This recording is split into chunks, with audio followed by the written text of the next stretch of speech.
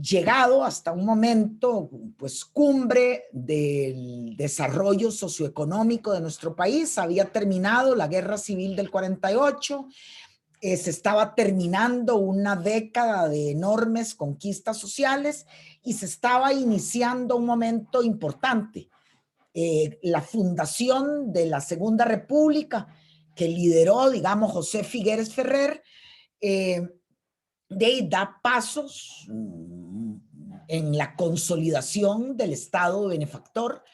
En el 49 además se promulga la constitución política que hoy nos cubre, nos cobija. En esa constitución se establece, se le da el voto a las mujeres, que es un hito importantísimo. Es en esa época que habíamos hablado de la consolidación del Estado benefactor, en donde se crean y se ponen a funcionar instituciones como el IMAS, como el Programa de Desarrollo Social y Asignaciones Familiares, cuando se universaliza la cobertura de la seguridad social en nuestro país, y así transcurren unas décadas que tienen momentos, digamos que muy simbólicos, como en 1970, ya lo habíamos mencionado, la lucha contra el COA, que es una lucha de carácter, digamos, precursora de lo que pueden ser los movimientos ambientales. Y desde los años 70, no en nuestro país con demasiada fuerza, se empieza a ver en el planeta el auge de ese proceso de globalización económica. Es decir, nuestro país vive todavía en la década de los 70 en lo que se podría llamar, como lo decíamos ahora, capitalismo industrial, en donde es central ese Estado benefactor que procura el bienestar de la ciudadanía, eh, de los sectores más vulnerabilizados, digamos, garantizando trabajo con salario digno, garantizando educación básica, garantizando salud básica. Y, y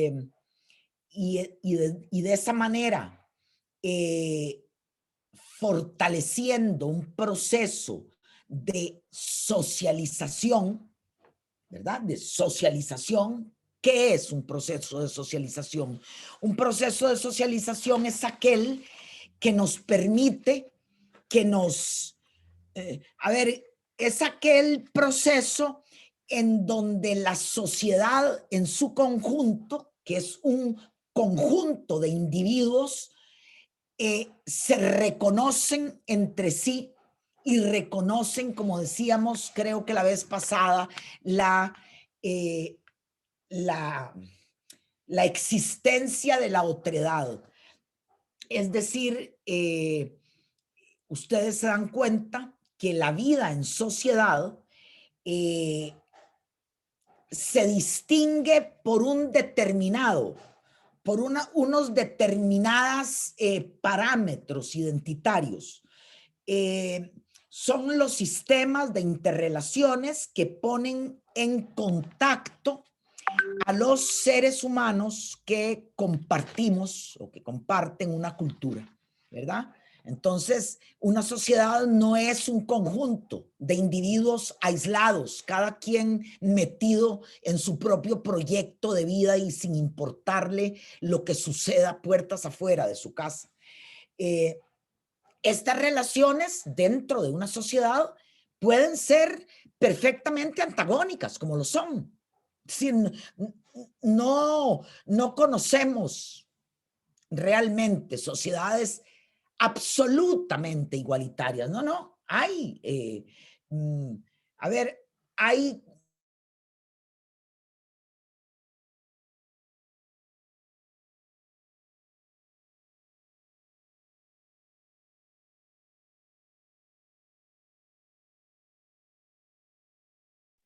esas relaciones, como hablábamos el otro día, mm, contradictorias, antagónicas, plurales, diversas, el Estado y el quehacer político, entendiendo la política como el quehacer humano que busca el bien común, logre imponer relaciones civilizadas, ¿verdad? No relaciones salvajes, sino, pues sí, es, es ascender, vamos a decir, de lo que ha sido primitivo o natural a un estadio de civilización más avanzado. Esto es un proceso de socialización. Nosotras nos damos cuenta de que en el planeta y en Costa Rica a inicios de la década de los 80 empieza a avanzar un, un, un proceso de, un proceso de globalización económica que al derrumbar fronteras, no para los seres humanos, intente cualquiera de ustedes sin visa entrar a los Estados Unidos. No para los seres humanos. Para los seres humanos más bien se han levantado barreras infranqueables. No, no. Para los capitales, es decir, para los dineros, para las transacciones financieras, no existen hoy fronteras. Tampoco existen fronteras para las mercancías. Cuando se inicia ese proceso de globalización económica, realmente se implanta un proceso de desocialización, un proceso de destrucción del contexto social, ¿verdad? En donde empiezan a respetarse muy poco los conceptos de solidaridad o de justicia social. ¿Qué es lo que hoy sucede en el planeta? Hoy lo leía temprano. Lo que sucede es que hay unos países ricos que han acaparado las vacunas. Es decir, el problema hoy en los Estados Unidos es que tienen un stock de vacunas y les falta demanda. Es decir, es absolutamente el problema contrario a lo que sucede en los países de ingreso medio o bajo. Aquí vos vas a que te vacunen, bueno, no ustedes porque no tienen edad para hacerlo, y la enfermera te dice, o el enfermero que te está vacunando, te dice, nosotros en este país podríamos estar poniendo 1000 vacunas al día, señora. Lo que pasa es que no entran ese stock de vacunas. Es decir, hay un concepto de solidaridad humana que se ha borrado. Se ha borrado. Es decir, esos mecanismos de regulación social que han sido establecidos, digamos, con paciencia y con inteligencia. ¿Cómo se llaman esos mecanismos de regulación de la vida social? Se llaman instituciones públicas. Esa arquitectura de la institucionalidad pública ha sido construida durante décadas. Eso lo hemos revisado rápidamente en nuestras conversaciones anteriores. Ha sido construida con el esfuerzo de todas y de todos, precisamente para garantizar, para poder garantizar en alguna medida unas condiciones de existencia aceptables y dignas a los sectores que lo necesitan. Es que hay sectores que no necesitan a la institucionalidad pública, ¿ok? Que la institucionalidad pública puede desaparecer. Estamos haciendo una caricatura. No es exactamente así, pero puede desaparecer el ICE, se le compran todas los teléfonos a Movistar y también a unas compañías eléctricas privadas, y puede desaparecer la caja y se va a los hospitales privados, y pueden desaparecer la educación pública como tal y se va a colegios y al kinder y a la primaria privada, se dan cuenta que la institucionalidad pública lo que hace es, es tejer un soporte para que, para que esa sociedad, para que ese conjunto de individuos interrelacionados pueda alejarse cada vez más del estado salvaje, en donde únicamente sobrevive el más fuerte. En la selva profunda, sobrevive el más fuerte. No sobreviven las especies más débiles. Bueno, los seres humanos hemos tenido la pretensión de alejarnos cada vez más. Y si en algún país se ha materializado esa pretensión, si en algún país se han conseguido avances para materializar esa pretensión, ha sido en este.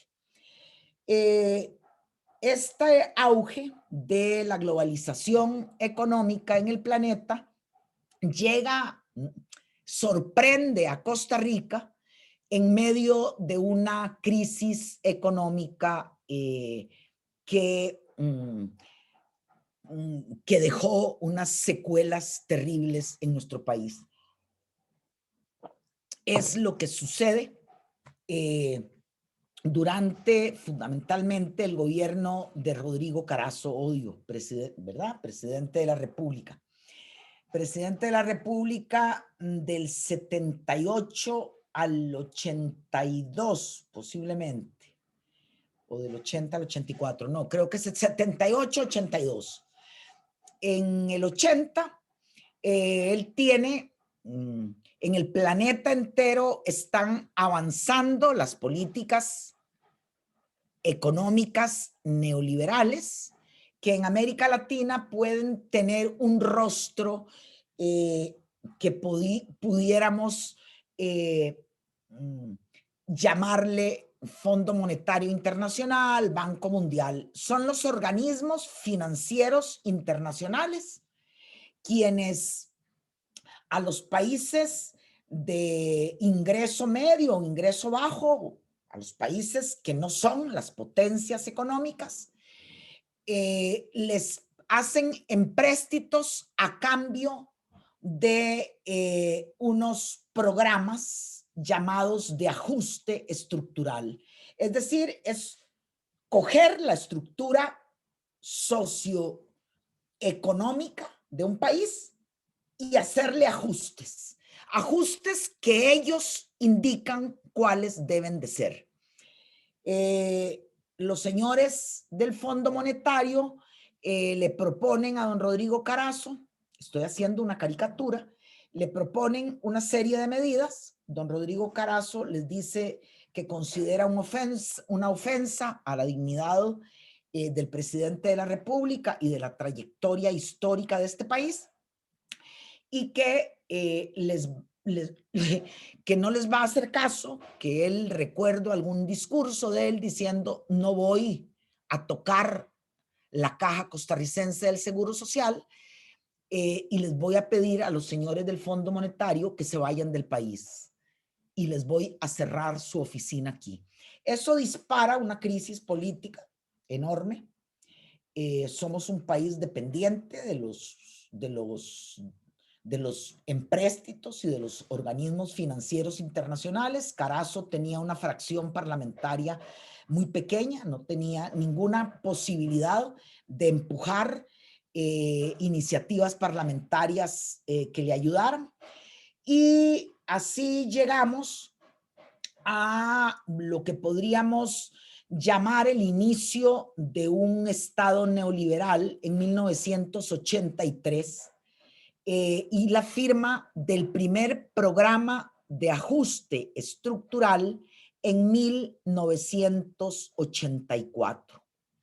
Es decir, estamos ante la implantación en nuestro país, en ese momento, de unos programas que pondrán que impondrán, mejor dicho, el predominio de las leyes del mercado por encima de lo que pueden ser las leyes sociales, las leyes que deben de regir una sociedad.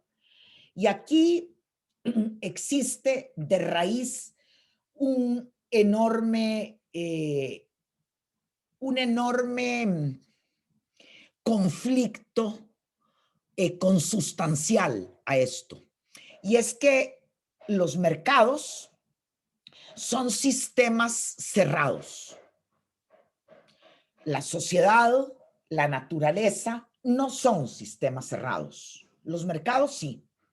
Los mercados pueden, por ejemplo, e impulsan, así lo impulsaron, procesos, voy a decirles, de desterritorialización. ¿Qué es un proceso de desterritorialización? Y yo siempre acudo a un ejemplo de cuando yo iba a comprar un carrito Toyota. Mi hermano, la voz masculina sobre automóviles, me dijo, dese cuenta, vea, escoja un carro que sea ensamblado en el Japón. ¿Ok? Porque te da alguna mayor garantía de que el ensamblaje tenga, digamos, garantía de fábrica, de marca de origen. Pero vos vas a ese carrito, que lo compré en el año 2000, vos vas a ese carrito y las llantas son hechas en México. Los asientos posiblemente en Birmania, no sé, estoy diciendo cualquier país. Sí recuerdo que hay un mecanismo de frenos que es brasileño. Y luego todo eso llega al Japón, a la Toyota, y logran ensamblarte un automóvil. Eso es un proceso propio de la globalización económica que se llama de desterritorialización. Des en cuenta el golpe que está sufriendo un Estado-nación. ¿Por qué está sufriendo? ¿Qué habíamos dicho que era un Estado-nación? Eso que se funda en 1821 con el Pacto de Concordia, ¿qué es un Estado-nación? Un Estado-nación es un territorio, una población que lo habite con sentido de pertenencia a ese territorio y un gobierno o autoridades legítimas en el sentido que han sido electas por esa población. Cuando ustedes desterritorializan la actividad económica, que es central, ustedes están ya de por sí dando un golpe. Es decir, ya la relación con los valores, voy a decir, más importantes de los que nos hemos apropiado para poder convivir con algún grado de dignidad, esa relación con esos valores que crea lazos identitarios que son parte del sustento de un Estado-nación, se rompen. Voy a poner un ejemplo que puse ya en la clase anterior. Yo tuve en algún momento, he tenido muchos estudiantes y muchas estudiantes, pero recuerdo un muchacho que al escuchar mi lección me dijo, sí, profe, quizás es como me sucede a mí. Y le dije, ¿vos en qué trabajas? Me dice, en un call center que tiene que ver con apuestas de un hipódromo en Inglaterra. Ok, muy bien. El hipódromo estaba en Londres. El chavalo vivía en Costa Rica. Los usos horarios son otros. El idioma es otro. Los días feriados son otros. Las normas para interrelacionarse son otras. Ya desde el momento en que recuerdo, porque quizás vivíamos en el mes de septiembre, que él me dijo, no, es que para mí el 15 de septiembre no es feriado, porque es que en Inglaterra no es feriado. Ok. Vean, es un ejemplo simbólico. ¿Cuáles son los procesos que la globalización económica empuja?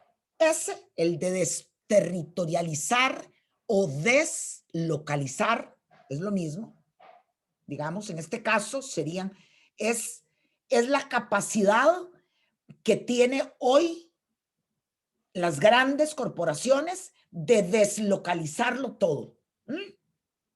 Los servicios de ingenieros son más baratos en la India, los contratamos ahí, pero resulta que el ensamblaje ya es más barato en México, lo contratamos ahí, pero resulta que las labores de mercadeo son muchísimo más baratas en Colombia, lo ponemos aquí.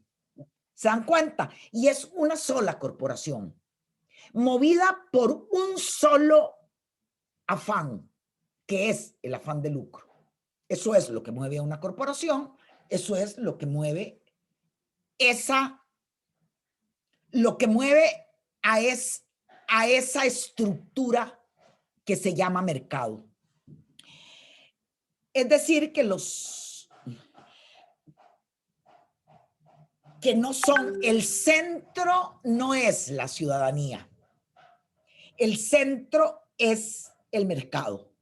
Por eso los mercados empiezan a tomar características humanas. Si ustedes leen, los mercados se estremecen. Y uno dice, qué raro, ¿cómo los mercados se van a estremecer si los mercados son incorpóreos? O ante el enojo de los mercados tiemblan. Le hemos dado humanidad a los mercados. Muy bien, esto se inicia en nuestro país, decimos en la década de los 80s, toma forma con esa firma de ese primer programa de ajuste estructural que está ajustando las estructuras, y esto conlleva las otras dos características centrales de un proceso de globalización económica. Tenemos la desterritorialización o deslocalización, tenemos la desregulación,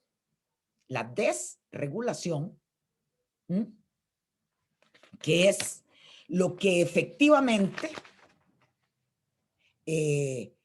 sucede y se desregula. El muchacho que trabajaba en el call center, no lleguemos a un call center inglés, cualquier persona aquí presente o conocida de ustedes que trabaje en un call center, posiblemente hay ya una desregulación, pues de todo, de todo, de por qué la persona que te contrata para ese call center va a tener que atenerse al código de trabajo costarricense. Amazon tiene muy poco vínculo con la sociedad costarricense. Lo que tiene son mucha mano de obra, es así, costarricense. Pero vínculo identitario ninguno. Es decir, se desregulan lo que ha sido y lo que debería de seguir siendo el papel central en la intervención del Estado, que es el de, el de garantizar una armonía en la sociedad para alejarnos mucho de lo que es la selva, para alejarnos, esa es la aspiración, alejarnos de la selva. Ok, la selva está bien para verla en una peli, pero no para vivir en un sistema que permita que esas sean las leyes que prevalezcan. Esa es otra. Es decir, ese papel regulador e integrador de las instituciones se debilita. Desaparecen los mecanismos de regulación de la vida social, ¿se dan cuenta? Se debilitan. No podríamos decir que en nuestro país han desaparecido del todo, no, se han debilitado. Y lo perverso es que nosotras y nosotros no vivimos en un mercado. Nosotras y nosotros vivimos en una sociedad. Y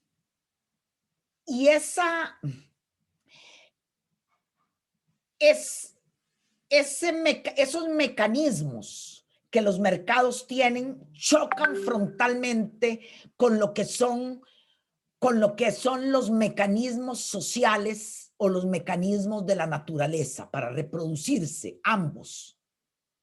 Por eso hay un choque que crea una tensión en donde hay un sector o una ideología o una voluntad que se impone. ¿Cuál es el tercer elemento, el tercer pivote sobre el que descansa un sistema, un proceso de globalización económica? La llamada flexibilización. Todo se flexibiliza. Todo se flexibiliza. Pero fundamentalmente se flexibilizan los derechos laborales. Eso es lo que más se flexibiliza. Entonces, encontramos, sé de lo que estoy hablando, enormes enclaves de monocultivo que el Código de Trabajo de este país lo cogieron cuando se implantaron y lo tiraron y ahí todo se flexibilizó. ¿Ok? Te pueden contratar, no contratar, te pueden dar equipo para que en las piñeras protejas tu cuerpo de los punzonazos. Cualquiera que haya agarrado una piña sabe lo que punza, ¿verdad? La corona de la piña. Entonces se requiere de unos trajes para trabajar en las piñeras que pueden darlos o no. O no, todo está flexibilizado. Eso es lo que, de alguna manera,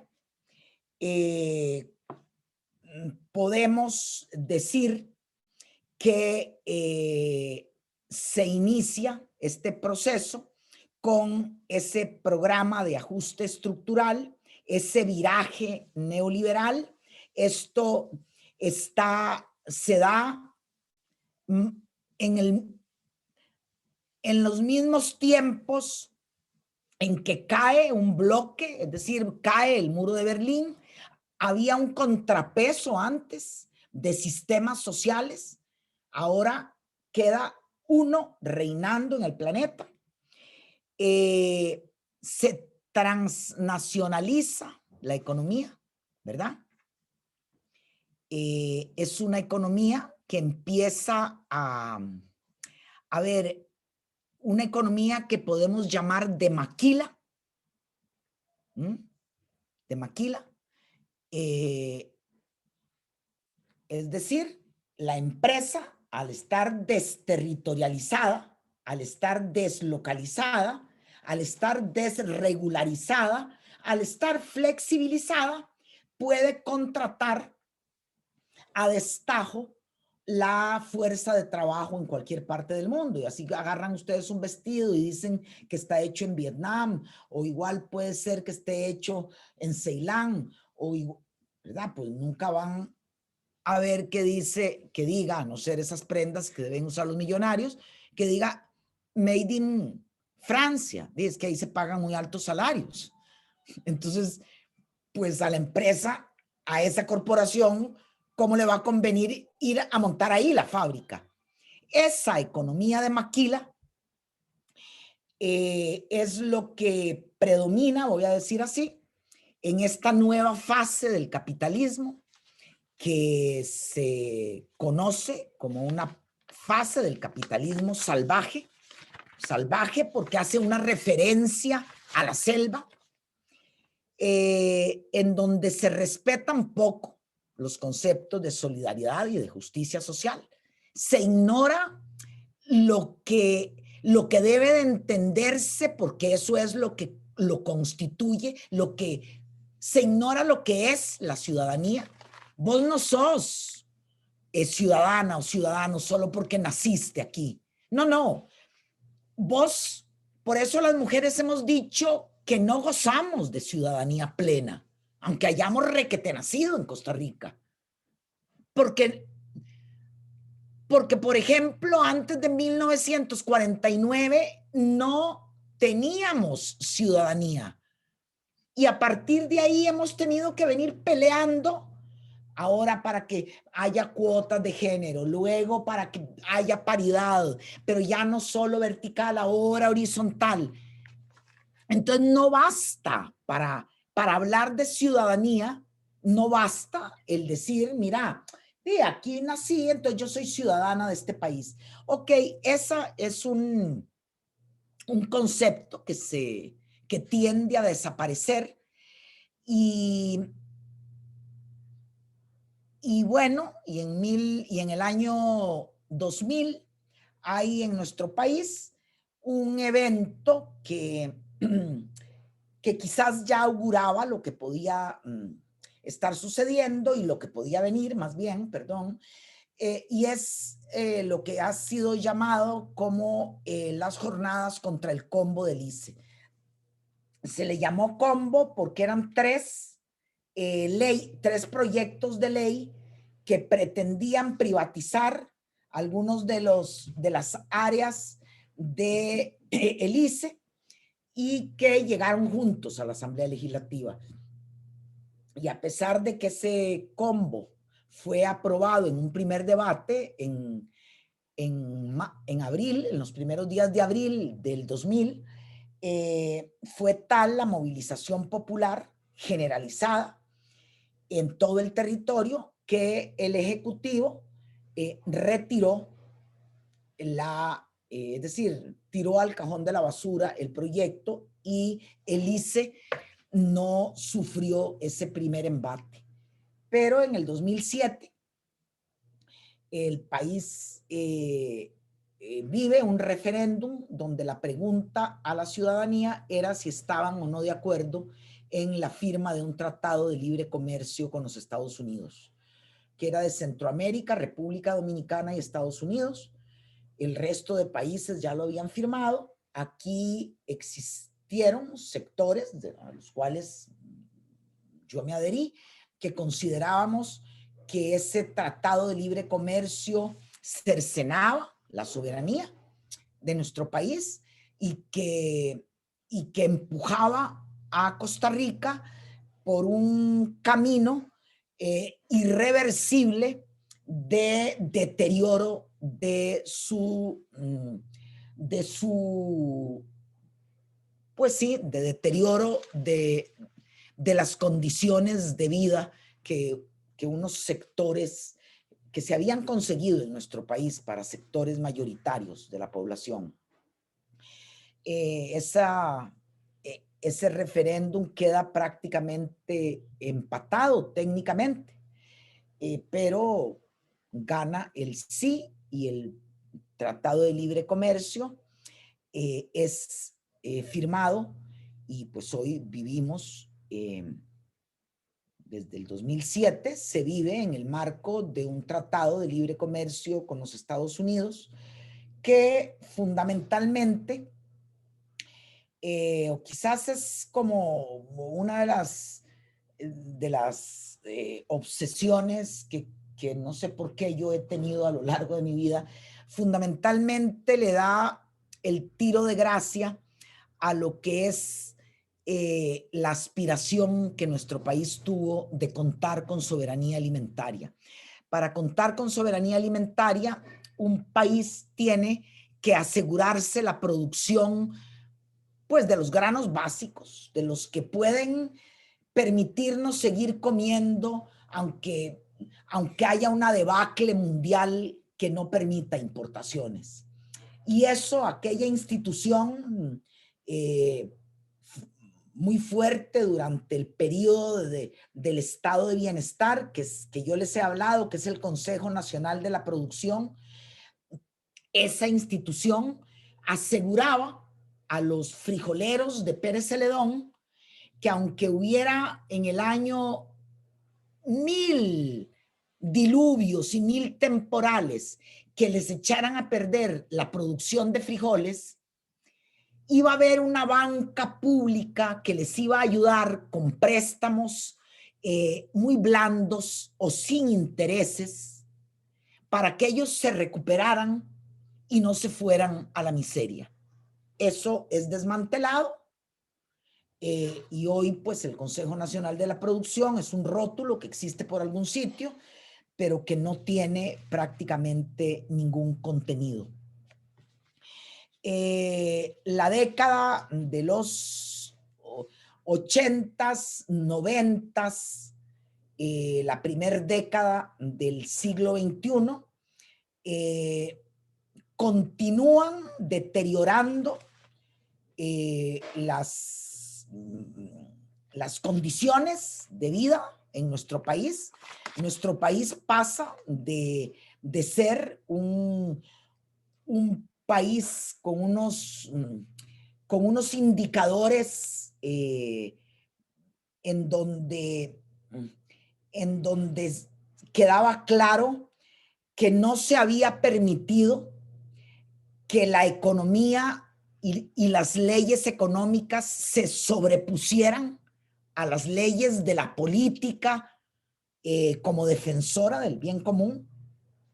Es decir, tenía unos indicadores que reflejaban que existían en nuestro país vínculos fuertes a través de los cuales las instituciones nos alimentaban una identidad, es la lengua, es la educación, es el juego democrático, es sentirnos muy arraigados a lo nacional. Para ustedes debe de ser muy familiar que yo les hable de este proceso a ver, de arremetida por parte de una economía de mercado, en donde el centro es los recursos humanos son un costo a reducir. Son recursos humanos cuya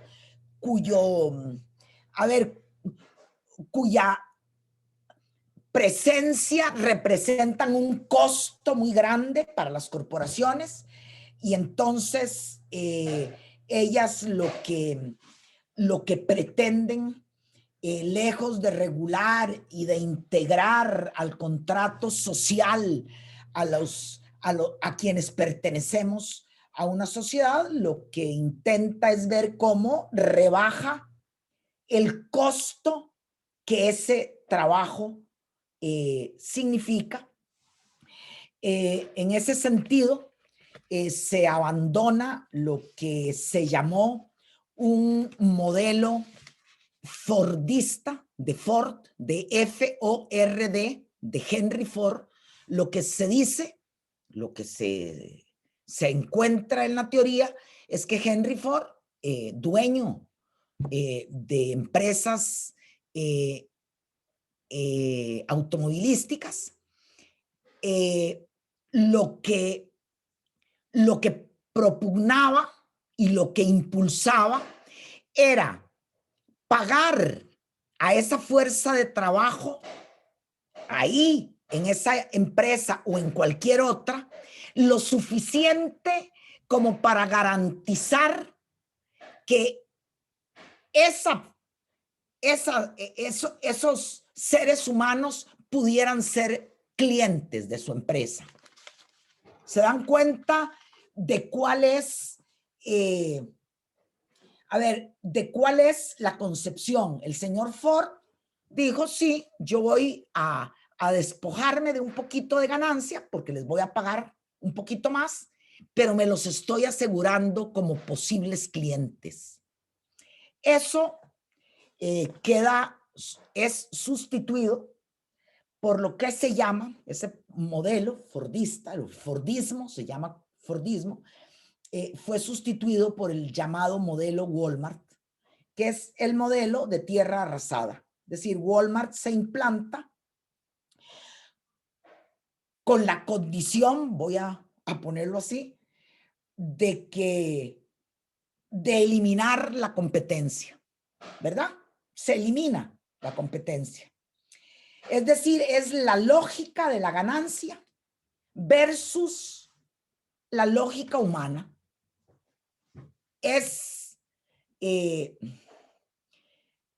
La lógica humana es saber que o garantizamos lo indispensable para la vida, o a los productores de leche de San Carlos se les compra el litro de leche a un precio que les permita sobrevivir, y sobrevivir es poder educar a sus hijos, poderse vestir, poder tener un techo, poder tener 3 tiempos de comida, poder garantizar salud, o si no se los garantizamos, ganas un poco más, pero arrasás con, pues sí, arrasás con lo que es la sociedad, con lo que es,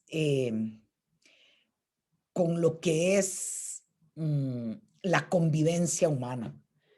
Y pongo el ejemplo de la leche porque sé que Walmart compra, y si no la encuentra aquí, va a Nicaragua, en donde las condiciones de vida son aún peores. Ellos hacen una leche, la envasan, la meten en bolsas, yo no sé cómo la venden, que es más barata, seguramente que la de la Dos Pinos o que otras, porque compran a precios de hambre a esos productores de leche, pues la materia prima. Es en este escenario, vamos a poner, en donde pues tenemos un crecimiento de la desigualdad que hemos señalado con enorme dolor y preocupación. Costa Rica pasa de ser un país con indicadores que nos situaban entre los países menos desiguales del planeta, lleno de desigualdades, cruzado por enormes desigualdades económicas, sociales, de género, étnicas. Pero bueno, a ser hoy uno de los 10 países más desiguales del planeta.